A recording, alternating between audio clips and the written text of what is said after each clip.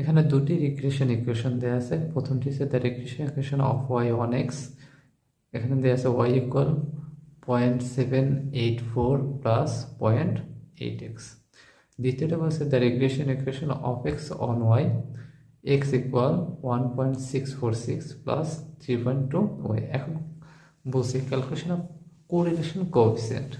তাহলে correlation coefficient থেকে যখন রিগ্রেশন ইকুয়েশন থেকে যখনই কোএফিসিয়েন্ট অফ কোরিলেশন বলবে, তখনই আমার সূত্র হবে we know R equal b1 into b2। তাহলে এখন b1 কোনটা হবে এবং b2 কোনটা হবে, যদি রিগ্রেশন ইকুয়েশন দেওয়া হয় তখন এর মাধ্যমে যদি কোরিলেশন বের করতে হয় তখন এই সূত্র প্রয়োগ করতে হবে। তাহলে b1 হবে 1 নম্বর ইকুয়েশন অর্থাৎ অফ ওয়াই অন এক্স এর অংশটা, এক্স এর যে সহগটা ছিল 0.8, আর b2টা হবে অফ এক্স অন ওয়াই অর্থাৎ ওয়াই এর যে সহগটা আছে সেটা 3.2।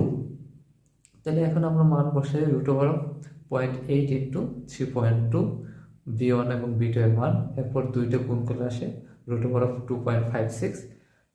এখন 2.56 এর রুট ওভার করলে আমাদের আসে 1.6।